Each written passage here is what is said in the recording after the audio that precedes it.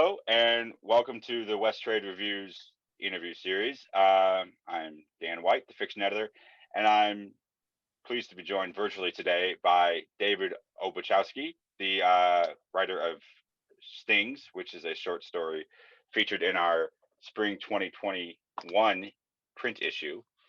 And David, hello, thank you for joining me. Hi, pleasure to be here. So, David, there's so much. You have such a great history, and you've done so many different things. I thought maybe we could just kind of start at the beginning. So, um, how did you get? What was your start as into writing? I know what was kind of when did you start, or what was it that kind of got you first into the world of writing? Well, so if I were to dig way back and if I was just to really dig deep and look back on it, I could tell you that when I was in junior high school, some older kid in a different class had left a copy of The Stranger on Okay. my desk. Now, I've always been averse to doing my actual assignments, and have made the easiest assignments look impossible. But then, that was my style, was to sort of like, I would blow off the work I was supposed to do, but here I was in sixth grade and I was like, I'm going to read this book, instead of like doing the much easier reading than I'm supposed to do. I read this Stranger and it was just like, I mean, it was, I can't describe how much it hit. Sure. Um, it was this sort of this slow, I mean, everyone who's watching this, I'm sure, is very familiar with the book, but Right. as at that age, it was just this like unbelievable slow pull to disaster. And it was so different than everything else that sort of I was already like, oh, this is what books are, whatever, which I already loved reading. But The Stranger did something to me where I was like, this is powerful. And there's something about finding the book, and which, by the way, I still have that copy. Okay. That's how important it is to me. Right. Um, and There's something about that also felt very secret, and feeling like I want to do this. So that was like the sort of initial inspiration. And I can remember in eighth grade, starting in eighth grade, trying and obviously failing to write anything that would resemble a story, but just writing a lot. Um, and I did that through high school, and I probably had some terrible thing published in our high school chapbook series or whatever. But I did sort of make friends with people who also like writing, or at least I tried to make friends with them. And it had a sort of like, you know, this group of people who you could talk about nerdy books with or whatever it was. Okay.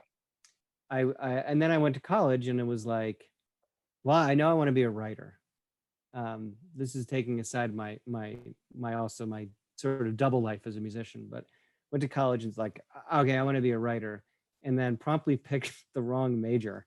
Um, I that's why I mentioned that, is because it was funny, because I sort of like right off the bat I was like, oh, at the University of Illinois, which is where I went, like, so I was like, well, obviously I'm going to be a writer, so I'll be an English major.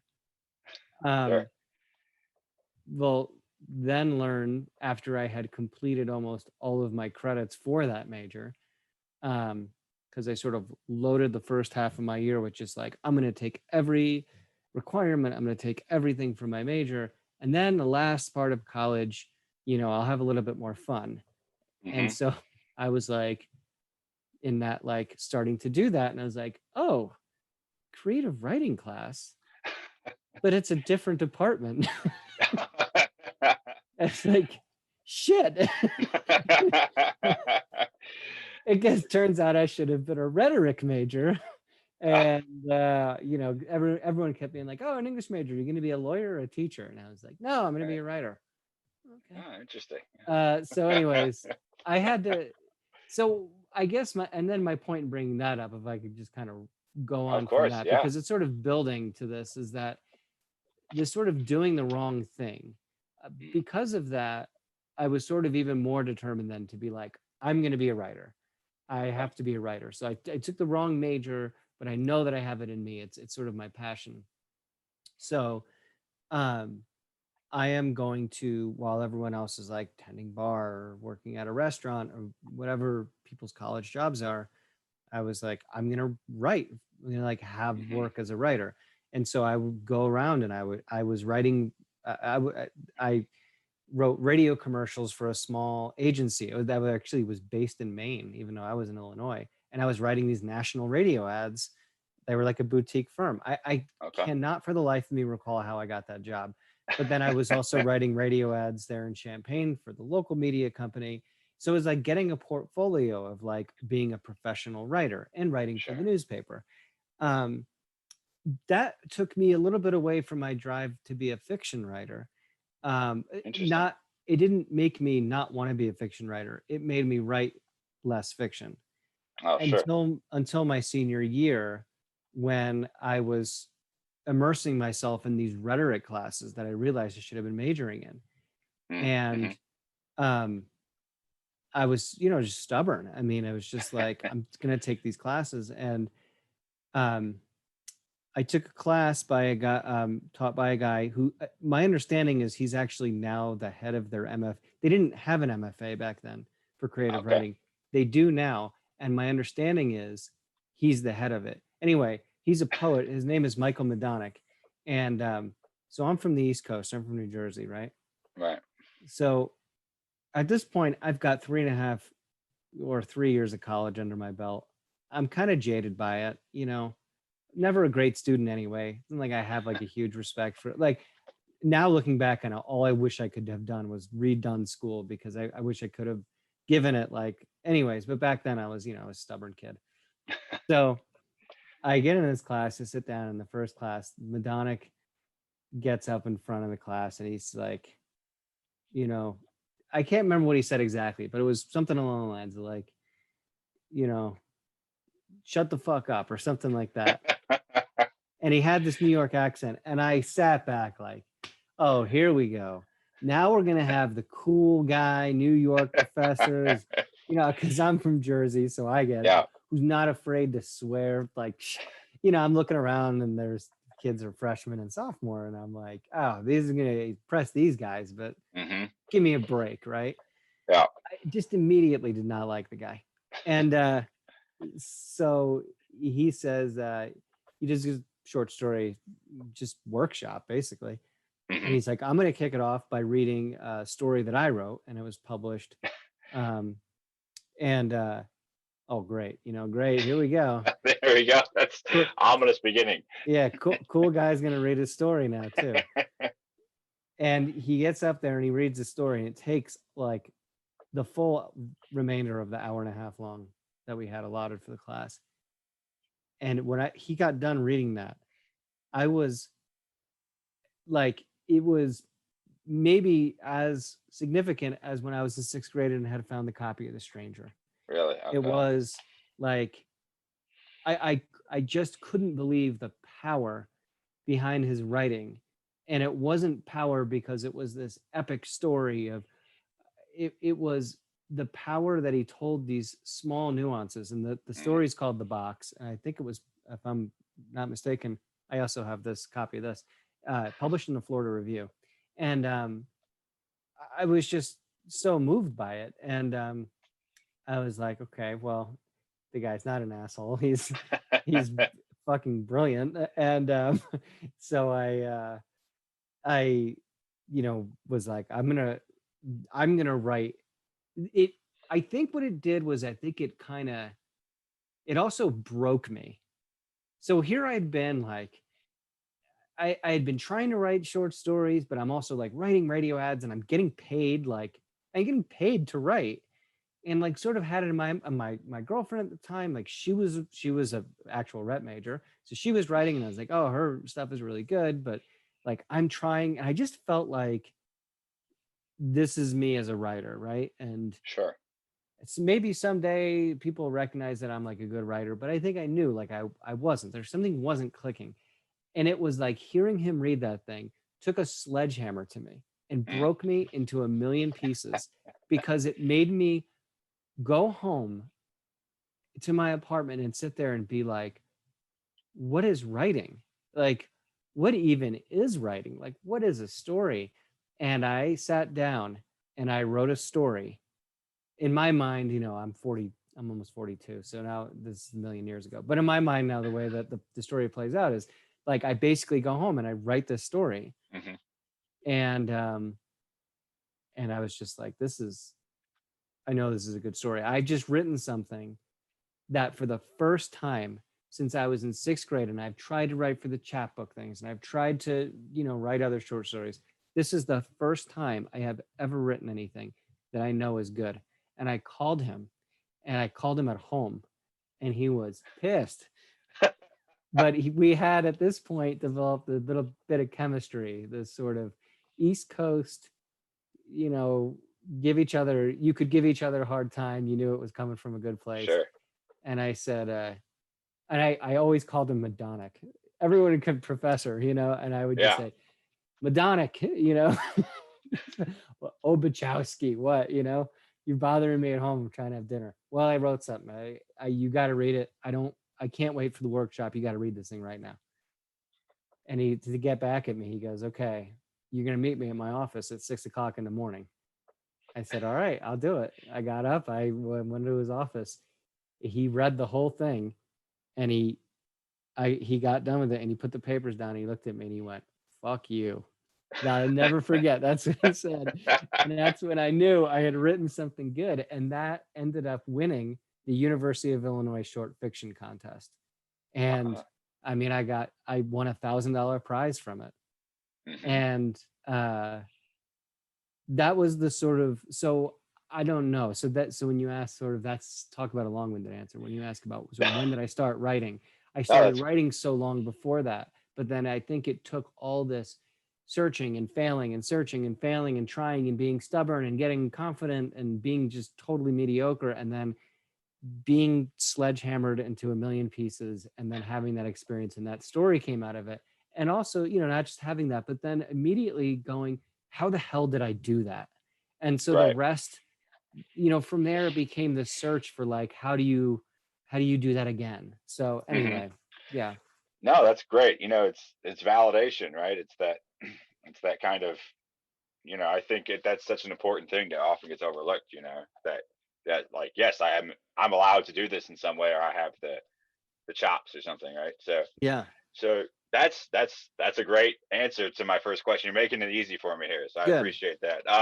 So actually, I would love to, that kind of reminds me of another question I was going to have, and this, that kind of the scenes that you had there in that answer, especially about the sixth grade David finding the stranger, and that kind of reminds me of our protagonist in Stings a little bit, right? I can kind of see some connective tissue there. So um what I was going to ask was, how much, just in your writing and maybe in Stings particularly, how much is your own life in it? How much is that kind of, a bit of that origin story, or that kind of bits of your past there, which, the way you describe it, and some of the things I love about Stings and the voice and the characterization, you know, definitely are meshing in there. So how much, do you draw a lot on experiences like that, like vivid experiences, like the one you just described to me, for your fiction, or do you shy away from that, or is, kind of different situations for each piece? That's a good question. I mean, I've been fortunate because in the last year, I think I've had 5 or 6 pieces picked up for publication. So um, there's been a lot of different stories, and I sort of look at them, and I'm always trying to learn, why are some working, why are some not working. Um, a lot of the stories that have been being picked up, I feel like are very, very close to my own personal experience. The narrator feels a little bit more like me. Uh, when I'm writing it, and it's still fiction, but with Stings, uh, it's on one hand really, really close to my life. On the other hand, it is so completely different. I mean, I did, Stings is a, I'm not sure if it's in that actual story because it's been, expanded into a bigger work, but Tim Radford's in Nebraska. You know, I grew up in New Jersey. Like I don't have any roots in Nebraska. You know, his dad's if I not to give much away, but his dad is suffering from PTSD as a Vietnam vet. My father actually was drafted into Vietnam, but he didn't go. Okay.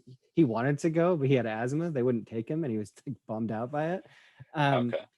so there's a lot in there that is completely fictionalized, but then I will say that central part of the story, that main action, that actually is based on experience, Okay. um, which is messed up. But yeah, so it Stings is interesting in that I find that stories either tend to be very, very close, like, oh, this is a really personal story. It's basically like I'm writing about my experience, or it's like it's just like I just made this up and it's total fiction. Stings is this weird thing where there's like on one hand, it is some of the most fictional fiction I've ever written, but on the other hand, it has some of the most like raw truth of my own experience in it.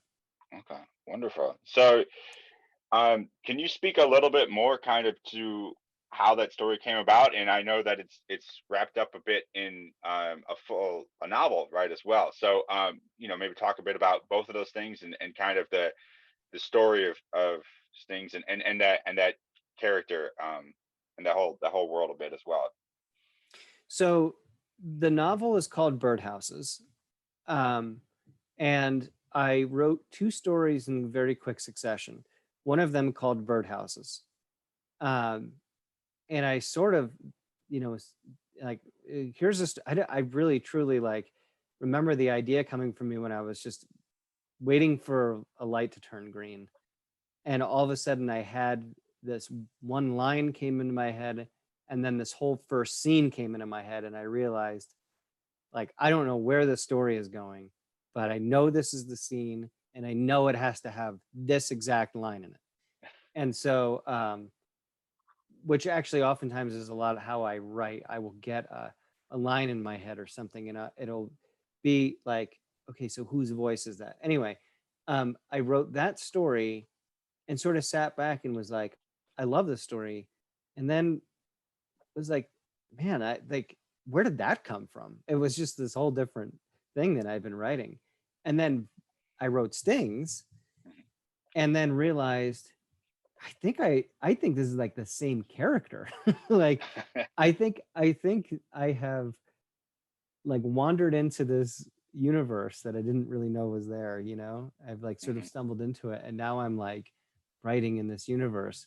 And so then I realized, and also so it was interesting. These two stories were written, and then I sent them out for publication, and both got picked up. Um, so I felt like, wow, I must be on a good track here. And Yeah. filling it out into a novel really was not difficult, which is funny because I tried to write two novels before then, and it was very, very difficult. So I'm not saying it was like easy, but it was like, oh yeah, no, this is certainly a novel. But Stings is its own sort of standalone story within that novel. It is Sure. very much its own standalone story there. Okay. Wonderful. So where are you now with that full novel with Birdhouses? So what's It's so I finished it okay. yesterday. I did my probably like my seventh rewrite on it. Oh, sure. Uh, Okay. I had I had sent it. So I had done, a first version, and then I rewrote the first version, and then I tweaked that. Was in a workshop group. It came out. Everyone really liked it, and I really liked it. So I gave it to. I had an agent at that point on the nonfiction side, so I gave it to my agent on the nonfiction side, and she was like, "This is really good, but it's just never going to sell because it's not on trend." Um, it reads like something that was written in the 70s, I think what Oh, was she interesting. said, which I kind of took as a compliment because I think that's part of my influence was some work that was coming out then. But she was just like, I really like it, but it's like it's not really what's selling right now. And truthfully, I'm going to paraphrase her, but basically what she had said was something like, I know that sounds bad, but essentially where we're at right now as agents is like, if we can't text our friend at who's an editor at a publisher and pretty much know right away that they're going to buy it. Like, it's not even worth it. It's not even worth the time shopping it, which, is not encouraging to hear. Like, you kind of be like, well, I thought that was sort of your job, but okay, like, I don't know how these things work. Maybe she's just like being really honest, and that's the way it is. It probably is. Anyway, sent it to a few other agents, and they had similar like this is really good, but I don't really quite know what to do with this yet. So I put it away for a while, and then I had another like huge light bulb go off in my head, and I realized, like, oh my God, I need to completely rewrite this, because, and then I did, and I think I've made it really good. I think it's ready. So it's ready to go to a few places now. I'm really excited about it. That's wonderful. Yeah, that's as someone who's kind of finishing up my own debut, in progress. It's I try not to think about the state of the market, but eventually we'll have to face it. So it's a little bit daunting, but I'm happy to. Yeah. So you mentioned something there which just ties into something I wanted to get to, is you said some of your influences from maybe writing that happened in the '70s, and one thing I was curious about, and again, especially with Stings, is has such a there's such a rich voice, and I think I can see some of the influences there. But what are some of a term I like is literary ancestry, kind of like maybe where writers we come from, if you think about genealogy or something, in terms of you have like certain traits or characteristics that maybe you emphasize. Sometimes maybe we don't even intentionally emphasize it, right? They're just kind of things that come out in us. So what can you speak a little bit about that, in terms of your kind of your influences, or kind of who you draw on, or just who inspires you, or it can be older, or can be more contemporary, or just or works that especially you've that have been important to you. Well, so I mentioned The Stranger. I mentioned Michael Medonick's The Box, which is a single work. Was just, I can't really emphasize enough. It's funny. I don't know. I think I what's the right word? Lean on that less now. I think I leaned on The Box, not just as inspiration, but also as, something where you could sort of see the magic a little more apparently on the page. It's like, here's a sort of a weird metaphor to use, or simile, but like, you pop the hood on a car these days, like a new car, and you're like, what the fuck am I looking at? Like, I don't even like, what is this? It's like 100 computers, like 7 million wires, there's components everywhere. I can't work on this. You pop the hood on a car from the 1970s, and you're like, cool, there's the engine, there's a hose, there's the distributor cap, like there's the spark plugs. And a lot of times you can even you can not only see how it works, but if something's not working, you can see why it's not working. And there are some works that to me are like the kind of thing where you look at and you're just like, this is brilliant. I have no idea how they did this. I don't even know why it's brilliant. It just is. And then there are other things you can look at and you go, yeah, like this is brilliant. I love this. And I can really see the pieces. And for me, I think Medonick's The Box was one of those things I was able to see and draw on. So that's why I say I leaned on that a lot more when I was younger, because I could sort of more readily see the things that worked. Anyway, so then after that, really love short fiction. Actually, did I bring it here? I thought I brought it down. I thought I brought it down here with me. One second. So this book, I had a feeling you're gonna ask, this Scribner Anthology. This is, I think I got this in college, so it would have been the 90s. This, I've read this cover to cover so many times over. I make a point to read it cover to cover every year. And then there are some stories in it that I just read almost on like a rolling basis. Cold Snap by Tom Jones being one of them. Just the force of language and voice. I mean, incredible.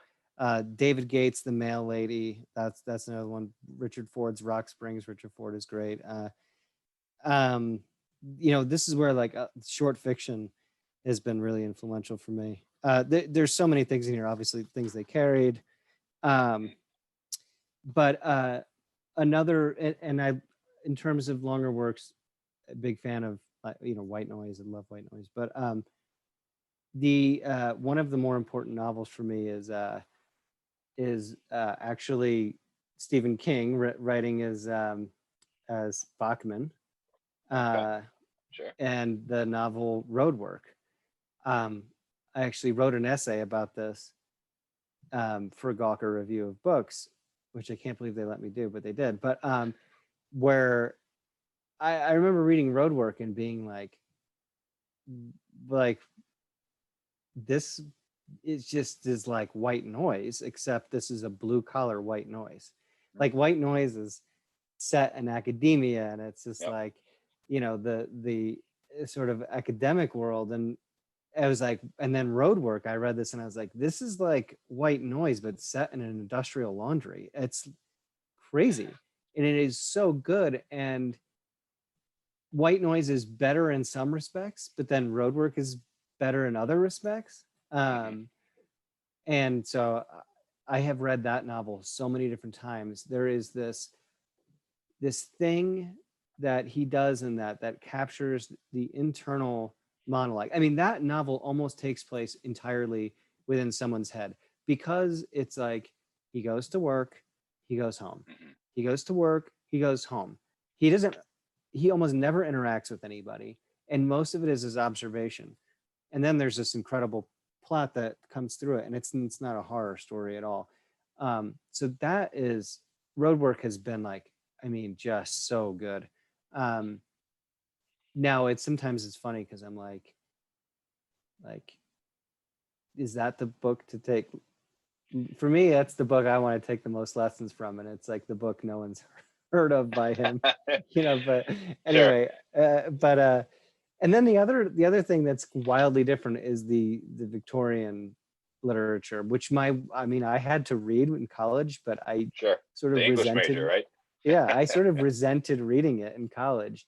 And then my wife, she's an artist, and she reads all the time, and she started reading about 2 years ago. She was like, I'm just going to get really into Victorian literature.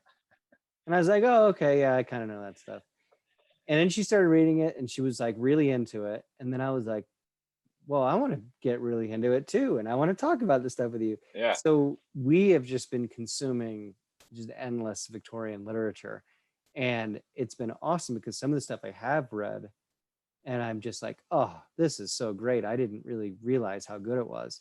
And then other stuff is sort of new. But I mean, like, Thomas Hardy is just, sure. I mean, I Jude the Obscure is just so, like, that book is absolutely insane, and it's incredible, like the just everything about it. I mean, that book is brutal. It's so funny at times, but then it's so brutal. Yeah. And great characters.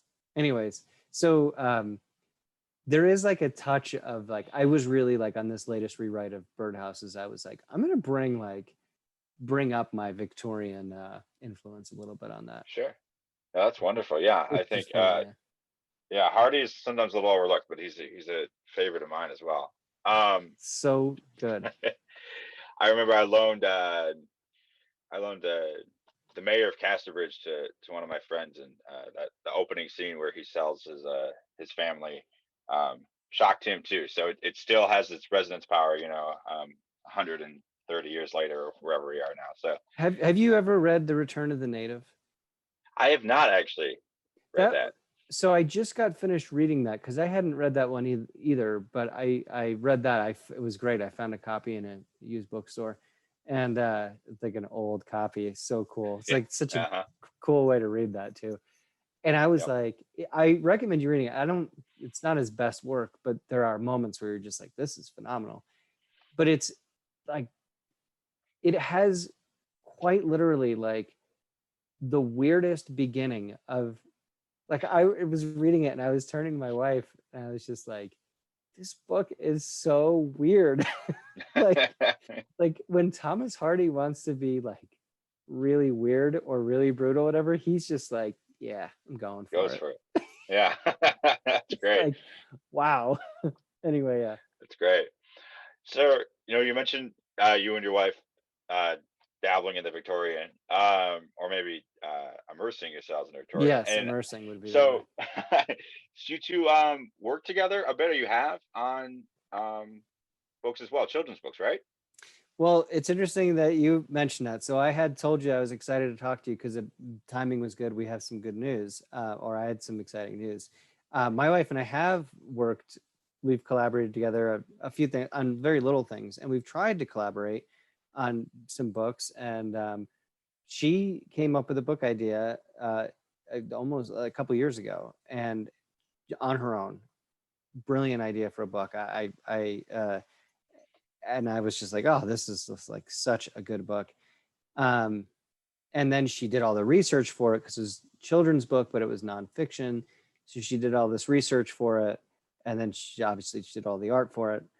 And then she kind of gave me a sort of a rough draft, I guess you'd say. It was sort of like, Mhm. um, and she was just like, well, what do you think? And I was like, I have to be involved in this somehow.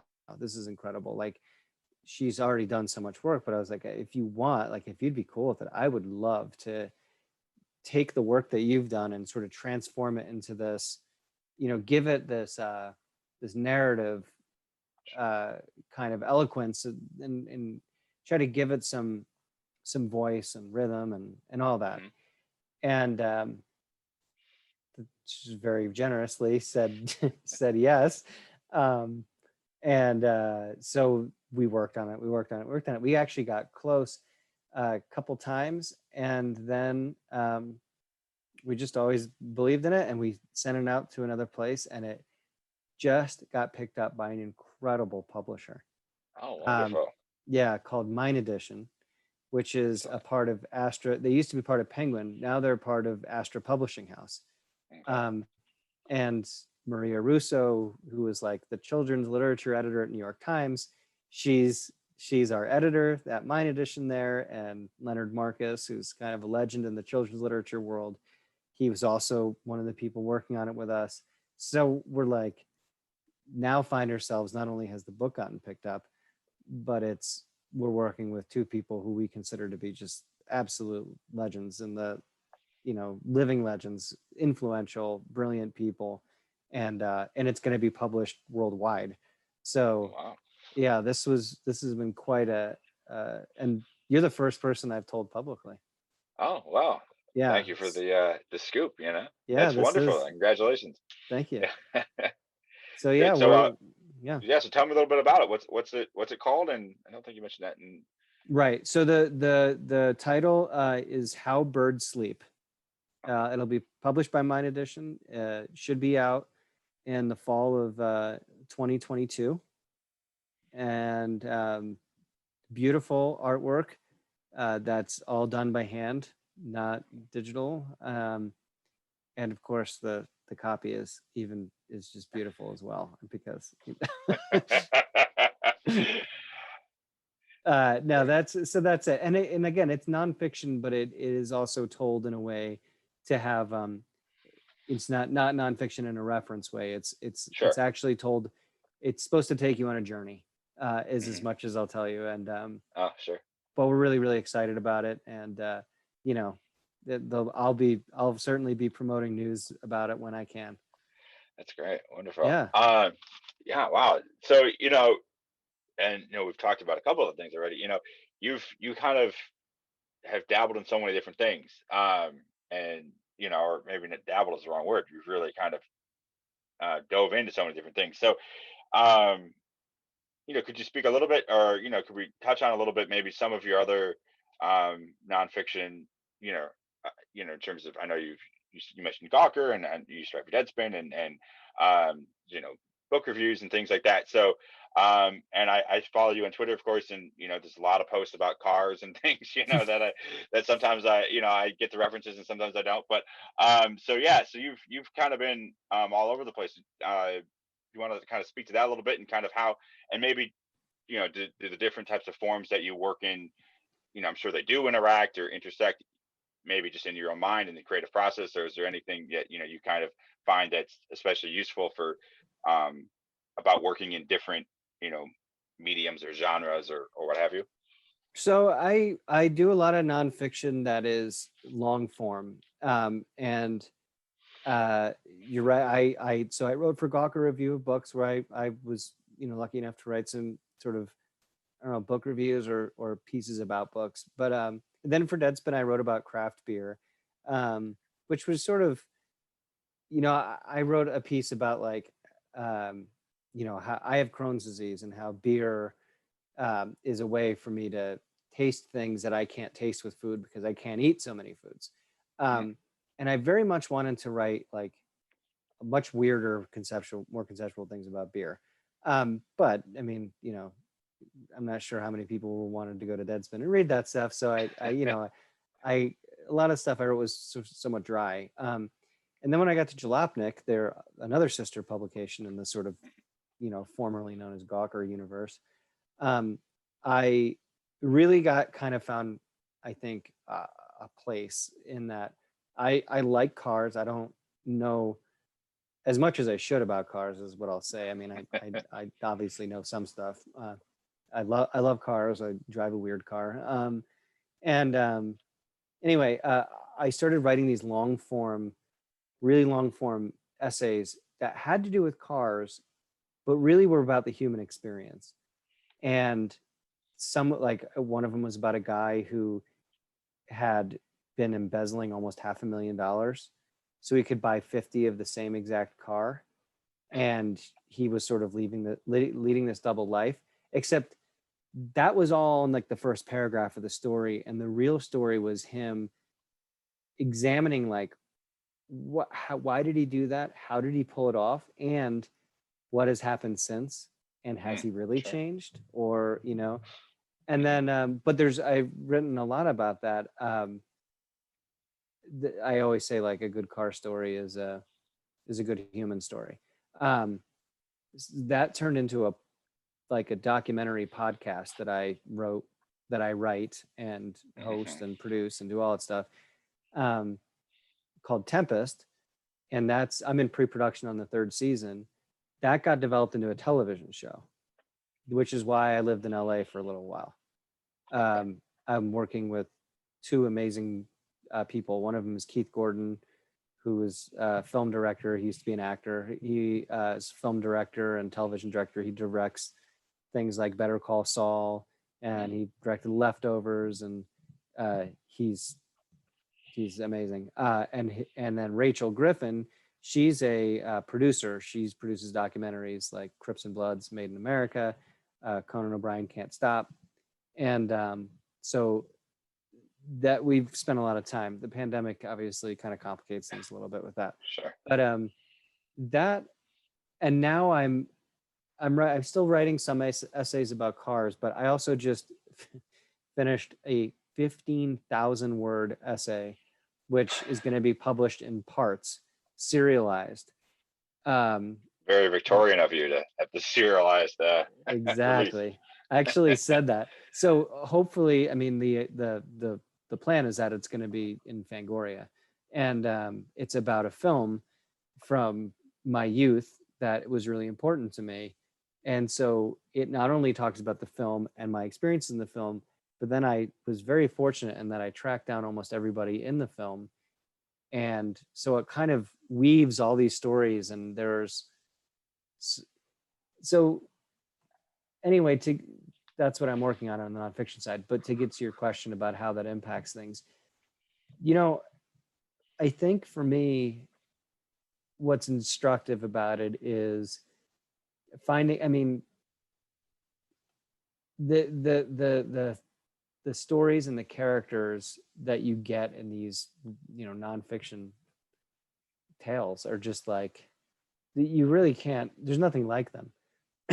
And I think it's good for writers to, I mean, I don't know, I'm not going to tell writers what to do, but it's good for me to be able to occasionally step out of this world where I'm just like, writing what's in my head and interview people and do like, and get 20 hours of interview footage and transcribe it and look at the rhythm of how different people talk. Look at how they tell a story. Some people tell stories so differently. Think like, get an idea of like their experiences. That to me, you come away from that and you just are like, oh, I can write so much better now because it just exposes you to so much more. I mean, there's nothing like interviewing and getting really truly like 20 hours of footage, transcribing it, and then like pulling from it and creating a story from that. I just think that is useful, whether you're going to write fiction or nonfiction. That's wonderful. That's great. I think that, I mean, it's funny because one of the hardest things, at least for me in fiction, is, I mean, for a lot of people too, is of course dialogue, and so, Yeah. and getting kind of the rhythm of how people, with any sort of verisimilitude. So it's so interesting that you can, kind of go right to the source, right, in a way that's so direct. I think that's great. I'm curious about, I mean, so we talked a little bit about kind of the generative process, but in terms of, I'm interested in kind of how you work. So like your process in terms of, is it different if you're writing a piece of short fiction or working on the novel or working on the children's book, or if you're working on the podcast? I mean, there's any, so are your processes different? Are they, do you keep the Yes. same kind of rhythm, or, yeah, so how does it work? There, well, first of all, the process of the children's book is a collaboration with my wife, and she is very, she thinks a little bit more in terms of organization. She's also a teaching artist, so I think maybe that experience even more than she already had been thinking about it. Is she really is like process minded. um and when she got this idea for this book, I mean, she researched and researched more than I research for my things. I mean, really, like, in some ways, the level of research she did initially, I would have been like, man, I'd have been like probably put off by the end of it, just been like, this is too much, but she really puts in that much. So working with her, I am taking a more organized approach and relying a little less on the muse, like Yeah, sure. oh, it's just inspiration, but also most of that that has been done on my side anyway. So that's a little bit more organizational. um, for nonfiction, my process is always that I transcribe before I write. Some people will kind of outline out with the way that the story is going to go. I never do that because I used to, and I found that it's a total waste of time because I will write it out, I'll TK the quotes, or I'll put an outline together, and the minute that I transcribe or I read a transcription of an interview I've done, I'm just like, oh no, now I get it. Now this is, and it's just because I love voice, I think that's what Sure. it comes down to. So that's my process for nonfiction, and then for fiction. Um, I have gotten to the point where I'm able to write in shorter bursts now. So I still do a lot of freelance copywriting to pay the bills, Mhm. and so I'll have client work, or I'll be working on the book with my wife, or I'll have an essay, but I'll be like working on two different short stories and a novel at the same time. And uh, it used to be like I need 8 hours because it's so much to get my mind into, like, there's, fiction is its own beast. Yeah. And, and, but I've gotten to the point now, fortunately, where I can work on that in shorter bursts and say, like, I have a half an hour, or I'm going to wake up 2 hours early today and just put in an intense 2 hours. Yeah. So I'm able to do that. But, I think it's always the voice that it starts with. It. It's never a plot. It's never an action. It's always a line or a piece of dialogue. It's the language that gets me going on it. And usually once I've found something that I like, it just spills out. That's great. That's wonderful. Yeah. So And so now so what are you working on right now? So you've got, and so, what's what's everything that's kind of in the fire? Or what can we look forward to next from of your many projects? Well, so there's the children's book. Yep. Told you about that. Finished the novel, so I'll be, getting to work on, hopefully finding that a home. Hmm. I've got, I think, 5 short stories out for submission right now. I've got, I think, 2 short stories that will be published in the next few couple months. Um, I would like to get a short story collection. I've got enough of them now, so that would be Yeah. great. So I'm in pre-production on Tempest, the documentary uh, series, and then, like I said, the Fangoria essays, so nonfiction stuff. Uh, it's a little overwhelming. Yeah, that's a lot. That's a lot. Yeah. The Yeah. Tempest has been a little slow because I don't have to answer to anyone to that. Oh, sure. So, there's a lot of people who like it. I mean, I'm fortunate in that it was like, especially the first season, a lot of people listened to it. And so, and also back then it was actually with Univision.